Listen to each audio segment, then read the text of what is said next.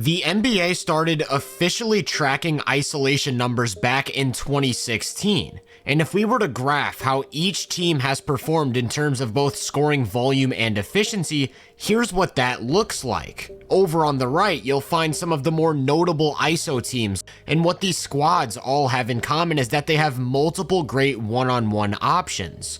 Now, if we add the Houston Rockets from 2018 to 2020, it becomes clear just how much of an outlier they were. Oh, sorry, that's actually just James Harden alone single-handedly being the best isolation team of the tracking era on 3 separate occasions.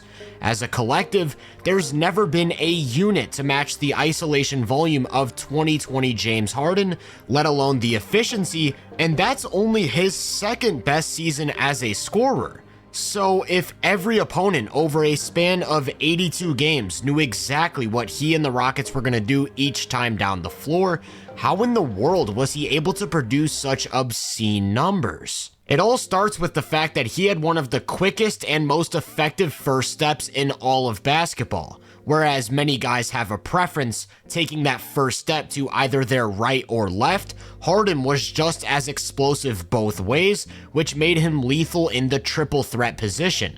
Here's one where he's being smothered in the corner, and as a defender, you obviously don't want him going baseline. But with one quick move to his right and just 2 dribbles, he's already generated multiple feet of separation. Then the rim protector is late stepping over because of his speed.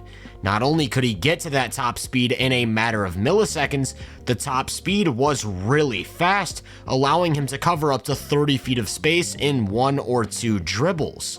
And again, that's going in either direction, so he'd weaponize these attacks with the use of jab steps.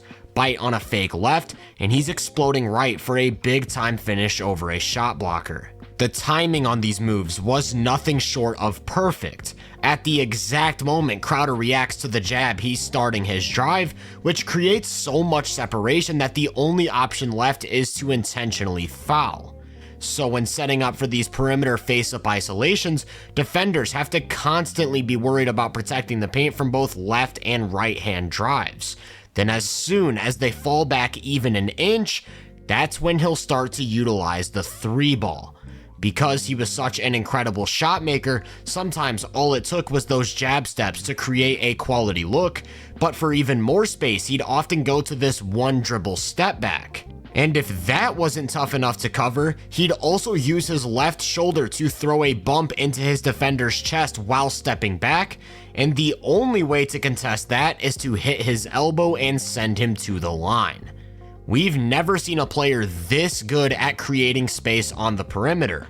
Oladipo doesn't bite on the first jab step, so he jabs again, straight into that 1 dribble step back, and by the time he's pulling the trigger, it might as well be a warm-up jumper. Basically, what I'm getting at is the fact that when Harden played from the triple threat position, defenders seemingly couldn't do anything right.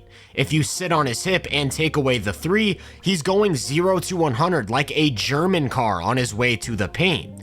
And if you press up to not give him space, then use active hands to not let him put the ball on the floor, that's when he'd start his shot motion up through the arm for an automatic foul call and the occasional 4-point play. In the rare event that a defender did take away the 3, then slid in front of his first step, he still had some tricks up his sleeve, such as a quick pullback to snap some ankles before redirecting into a new lane for a soft touch floater. And that's pretty important because, as lethal as he was from a standstill, that only accounted for a fraction of his overall ISO game. Most of his attacks started with a live dribble, which is where he really separated himself from the rest of the pack as a one-on-one player. What if I told you that flavored air is quickly becoming the leading alternative for vaping and smoking? With flavored air, you can satisfy your oral fixation with a passive diffusion system that utilizes no electronics, vapor, or combustion. It's a new movement focused on bettering habits, led by the sponsor of today's video, Fume. Fume is an award-winning device that brings a variety of great flavors to your mouth, including but not limited to raspberry lemon, orange vanilla, and my personal favorite, crisp mint. The best parts though are that there's no vapor, so you can use it anywhere. There's no nicotine, so it's not addictive, and it doesn't require batteries, so you'll never need to charge it. Also, Fume continuously invests in third-party studies to ensure the safety of their products and is backed by doctors in the US. Fume has served over 300,000 customers, and you can be the next success story. For a limited time, use my code HoopVenue to get your free topper. It's the perfect accessory to your Fume device. Slip it onto the mouthpiece for a softer, warmer feel. It's chewable for those who love to fidget, and it's reusable. Head to tryfume.com. That's tryfum.com and use code HoopVenue or scan the QR code on your screen to get your free Fume topper when you order your journey pack today. And with that said, let's take a look at Harden's ability to break down defenses with a live dribble. Like I said earlier, it all starts with that first step. Not just the speed, but the timing. As soon as Draymond reaches, Harden's gone, and in the blink of an eye, he's getting above the rim. His burst was so effective that he'd make even the best defenders on the planet look like traffic cones.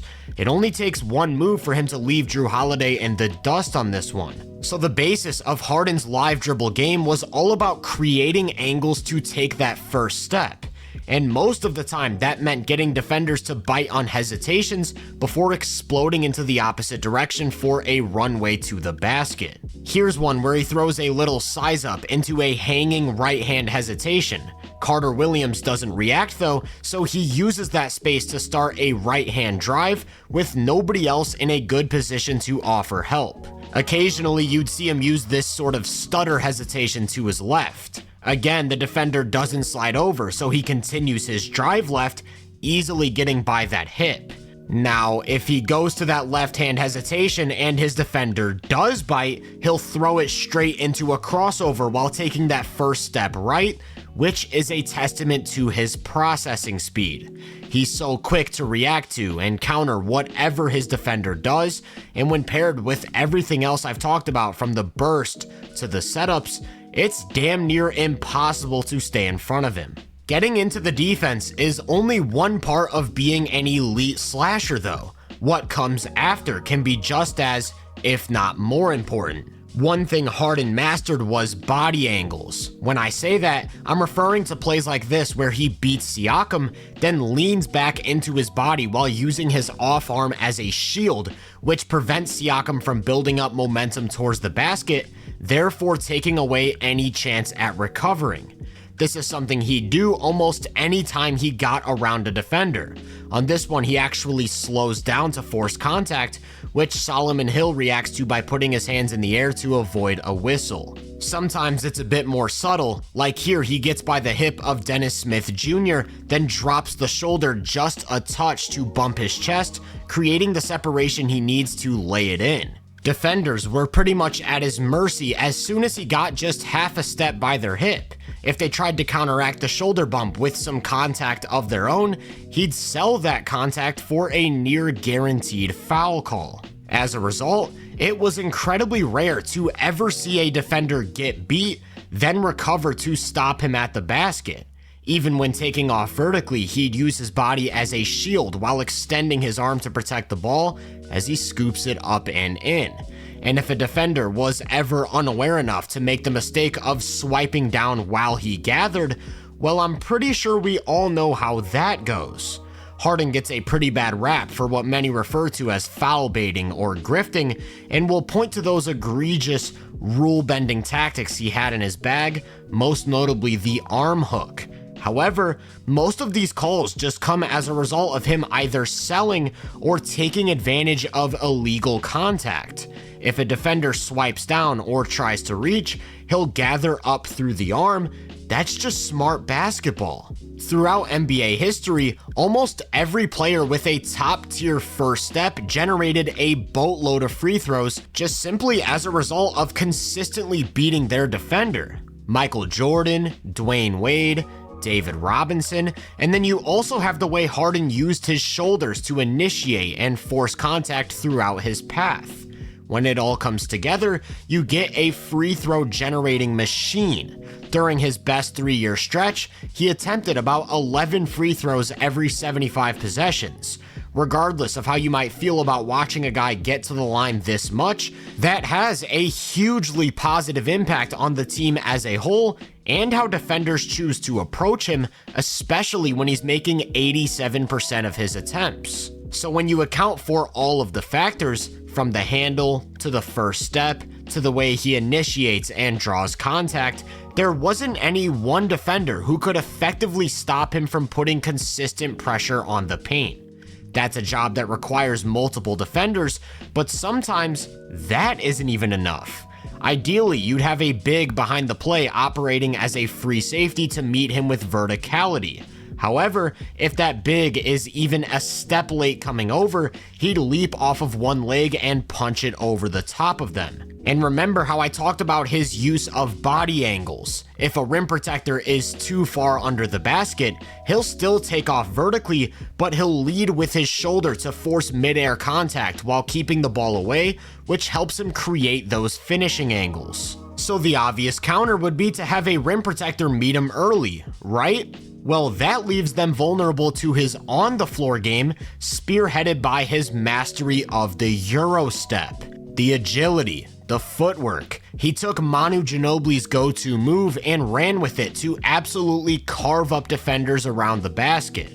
Then, because of the top-tier processing speed I talked about, if a defender bit on the Euro, he'd instead turn it into a misdirection step, truly having a counter in his bag for every single situation. A lot of these moves are made possible by his length. He had incredibly long strides, so on a play like this where two defenders form a wall at the edge of the paint, he can pick up his dribble early, sneak through a gap, and still wind up with a soft touch reverse lay. During those 3 years I focused on earlier, Harden attempted about 6.5 shots at the rim every 75 possessions. Just as a reference, if we were to compare him to some notable slashers from the 2024 season, he got to the rim more than guys like Shea, Jaylen Brown, and Anthony Edwards, while being pretty much on par with some of the game's premier bigs like Joel Embiid, Victor Wembanyama, and Nikola Jokic. He had all of the tools to generate rim pressure at an elite level, and like I keep going back to time and time again, it all starts with how he sets up his defender at the point of attack. His go-to was this between the legs crossover size up that he'd spam while walking his man down, and by the time he takes that first step, it's probably too late to react. Here's that exact same setup, except instead of using the crossover to explode into a drive right, he attacks left out of that tween dribble with the same result on some easy points. And here it is one more time, walking his defender down with a series of tweens and crosses, only this time he's gonna pause before pulling back into a long-range jumper. When you think of Harden's game, it's impossible to not envision his outside shooting, in particular his use of the step-back three. But even now, half a decade later, I don't think the basketball community as a whole has realized the magnitude of what he was doing as an off-the-dribble three-point shooter. The NBA started tracking pull-up shooting numbers back in 2013, and since then we've seen some pretty prolific outside scorers. Guys like Steph and Dame took the league by storm with their long-range bombs, often in the high pick and roll, and two incredibly high-volume guys are taking their attempts to new heights right now, those being Luka Doncic and Trae Young. But when it comes to volume, nobody comes even remotely close to a peak James Harden. In those last 2 seasons with the Rockets, he attempted considerably more off-the-dribble threes than any other player could even fathom, and he did so while remaining moderately efficient. The reason he's able to get these shots off at the rate he does without sacrificing percentages comes back to what I said earlier about him being the best perimeter space creator we've ever seen. Those same size-ups that he uses to set up his defender and start drives can also be thrown straight into his signature step back for long-range jumpers. Here it's that between the legs dribble, and he takes a jab as if looking to drive, only to pull back into a triple from multiple feet behind the arc. And because defenders are so worried about getting beat off the dribble, sometimes just this simple move is all it takes to generate 8 or more feet of space, to which he's essentially left with a practice shot. Another size up you'll see him go to quite a bit is this between the legs spam. Same thing, he can drive in either direction, or he can step back multiple feet into one of his 12 off the dribble 3-point attempts. Here's a great example where he basically lulls his defender to sleep with 5 straight dribbles, and I can't emphasize enough that all he needs is a half of an inch of breathing room to comfortably knock down these looks. As a result, you'll have a lot of plays where the setup doesn't actually matter all that much, and neither does the defense. As long as he times up his move and shifts his momentum to his back foot, he's a threat to put 3 points on the board. There's maybe no bigger testament to that ability to hit difficult shots than the amount of times you'll see him attempt a step back 3, get clipped out of the air or not have room to land, yet still hit nothing but the net. It was very common for defenders to try closing that space with overzealous contests, and that led to a genuinely absurd amount of fouls on the perimeter. From 2018 to 2020, Harden was fouled on 237 3-point attempts. Damian Lillard was the only other player over 100 at 107, and nobody else was over 80. That means he drew nearly as many 3-point fouls as second, third, and fourth place combined. Of those 237, he made 48 of them. 48 chances at a 4-point play, while no other player was over 21. And when that level of 3-point dominance is paired with the high-level slashing, defenses were forced to pick their poison pretty much every single time this guy crossed half court. Remember, he can throw that between the legs spam into a step back 3. When his defender reacts by upping the pressure though, he easily gets around him on a drive for some automatic points. Then here's a real similar setup, except this time he pauses for a second as his defender decides to hang back on the drive, leaving him with way too much room to comfortably pull up for a jumper. I should also mention that in addition to having an elite first step, he may have also had the best deceleration in the game, meaning that he could leverage the threat of his drive even more by starting one, slamming the brakes, before pulling back. I can't emphasize enough how much separation this guy was able to generate. That ability to stop on a dime took his game to an entirely different level. Very rarely would you see his initial move get closed off. But when it did, the fact that he could immediately stop his momentum and redirect into a new lane meant that he was never truly going to be kept from touching the paint. Here's a great example. He tries to attack right, but Hachimura does a great job of sliding in front of him. So he stops and crosses back to his left, where he gets closed off a second time, only to again shift his momentum with a step back before starting a third drive, this time on his way to a layup. Now typically, when you have players who are this good at starting and stopping, changing directions, it comes with the trade-off of strength. Harden, on the other hand, was an incredibly bulky and powerful creator, which only made him that much tougher to contain off the dribble. Like I said, it's rare to see him get cut off. Holiday's able to do it here, and we all know just how strong he is. When they make contact though, Harden not only doesn't lose his balance, he doesn't lose his downhill momentum, going right through the body for an easy path to the rim. I think in the bubble is where we really saw his strength peak. Schroeder's able to stay in front of him on this one, so he turns into Marshawn Lynch and bully balls his way into a scoring opportunity. This level of strength, when paired with one-of-one deceleration, leads to a lot of plays like this, where he's just absolutely folding defenders. And this actually brings me to the biggest criticism of Harden's game, because these are the exact types of moves that unlock the mid-range as a weapon for downhill creators. But as we all know, within the Mike D'Antoni system, this area of the floor was a bit more frowned upon, to the point where he'd often go multiple games in a row without taking a single mid-range jumper. He was the face of Daryl Morey's vision. Threes, layups, and free throws accounted for almost all of his scoring, and that prompted defenses to get creative with how they approached him.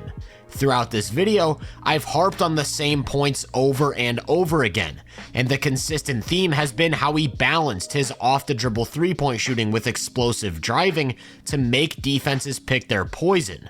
But what if they didn't have to?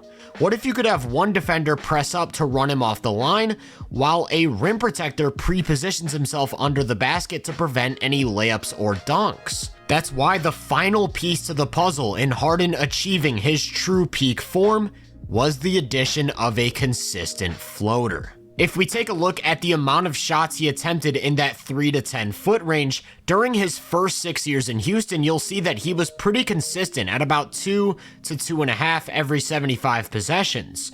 In 2019 though, he took a huge leap up to more than 4, and those 3 years were, in my opinion, the best and most versatile versions of Harden we ever saw. Since then, he's tapered off with age, to the point where floaters have once again become few and far between. As for his accuracy on these shots, it follows a pretty similar curve. Never over 40% until that 2019 leap to 46.7, prompting a 3-year stretch of a really effective float game. This is exactly why when the Utah Jazz tried one of the weirdest and most unique defensive strategies in NBA history, running Harden off the line and funneling him into Gobert, he was still able to produce great results. This play right here is one of my favorite ever. Rubio is quite literally playing defense behind Harden to take away the step back, while Gobert's waiting for him under the basket. They're basically gifting him the floater, and he's taking full advantage. Of course, not every play went exactly like that. Sometimes they'd sit on his left hip, and he'd use that one dribble step back I talked about to create space on the three-point line. This really helped him whenever Utah loaded the paint with extra help at the nail. Mitchell's funneling him into Royce O'Neal, and instead of driving, he can step to his right, where he finds some room to get a jumper off. And all that's to say, I don't think this version of Harden gets nearly enough credit as a playoff scorer. You always hear about his deficiencies, whether that be the lack of a true mid-range game, maybe his reliance on free throws, the streakiness of his outside shooting, but during that very short stint where he added the floater to the rest of his prowess, there really wasn't much defenses could do to slow him down. As a result, his playoff numbers from that time look really good. During his last 2 postseason runs in Houston, he averaged just under 31 points per game. That's incredible volume. I'm more focused on the efficiency though. He had a near 60% true shooting, while his opponents allowed an average of 54.8, meaning that he was more than 5% ahead. 31 points on plus 5% relative true shooting is a mark that you'd expect from some of the best playoff scorers ever. For a larger sample, you could also add 2021, but as we all know, there are some weird circumstances, such as the hamstring injury and how he deferred to Kyrie and KD, turning into more of an initiator, but even still, he averaged about 28 points, and his efficiency actually jumps all the way up to plus 7%, so we're still talking about some elite production. As for the regular season, well, everyone paled in comparison during that peak stretch. Not only was his volume a complete outlier, he was incredibly efficient at over 62% true shooting, putting together one of the best stretches of regular season scoring in NBA history. That's without even getting into his all-time level playmaking. The way he read the floor, could make every pass in the book from tight shovels to lobs to perfectly placed kickouts. If the efficient 30 balls weren't enough, he also has 4 different seasons averaging over 10 assists a game and was still averaging up to 8 or 9 during his best scoring years. And it's that combination of all-time level scoring and playmaking that turned him into one of, if not the most prominent on-ball creator in NBA history. His team certainly reaped the benefits, consistently producing great offensive numbers whenever he was on the floor, regardless of who was by his side. And a 7-point swing is pretty large, but I'd argue even that doesn't do him justice. See, during these 3 years, he was always next to one of Chris Paul or Russell Westbrook, both of which would run the bench unit at a high level whenever he wasn't on the court. If we account for that, his impact starts to show a bit more clearly. When it was just Harden on the floor without either of those co-stars, the Rockets produced a very impressive 118 offensive rating. When it was one of those guys running the show while Harden sat, they still had a pretty efficient 114, but again, that's largely coming in bench minutes. As for the 1200 minutes where none of them were on the court, just a measly 103 as they completely collapsed. This right here is where I think we don't give prime James Harden his flowers. Sure, he had some low moments in the playoffs, and it's a shame that the Rockets were never able to break into an NBA Finals appearance. But don't let that overshadow the complete and utter brilliance that was his offensive game.